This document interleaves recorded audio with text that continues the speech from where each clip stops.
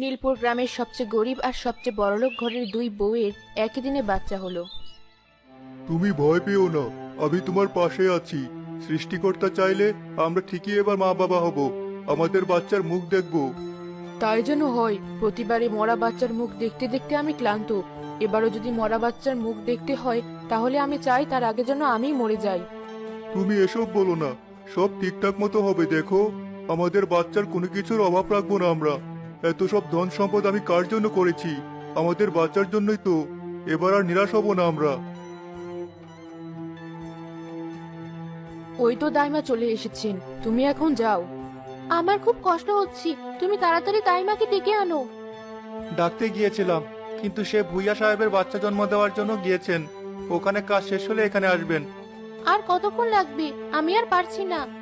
আর একটু ধৈর্য ধরো, এসে পড়বে। তোমাকে কতবার করে বললাম এই বাচ্চা নেওয়ার কোনো প্রয়োজন নেই, তবুও তুমি আমার কথা শুনলে না। এমনিতেই দুটো বাচ্চার খরচ জোগাতে হিমশিম খাই আমরা, তার উপর আবার আরেকটা। আমার মেয়ে বাচ্চার কত শখ তা তো তুমি জানোই।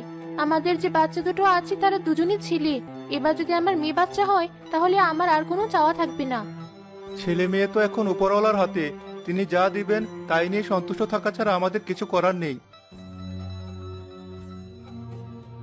দাইমা, আমার শিরিনের কি অবস্থা? মা আর বাচ্চা দুজনেই সুস্থ আছে তো?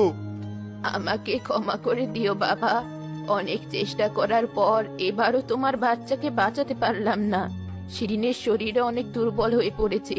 এরপর তোমাদের আর বাচ্চা নেওয়ার চেষ্টা না করাই ভালো, নয়তো ওর জীবন ঝুঁকিতে পড়বে।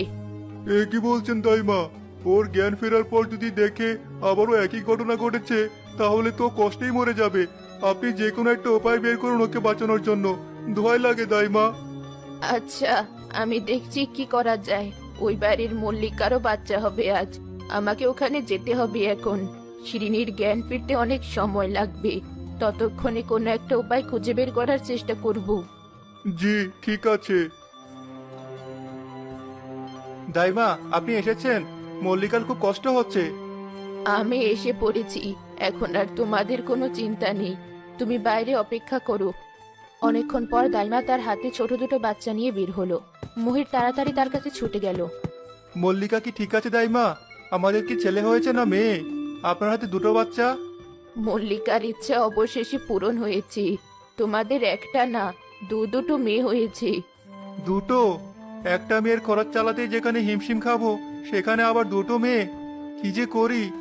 তোমার আপত্তি না থাকলে আমি তোমাকে এই বিপদ থেকে বের হওয়ার একটা উপায় বলে দিতে পারি, যাতে তুমি তোমার দুই মেয়ে আর মল্লিকা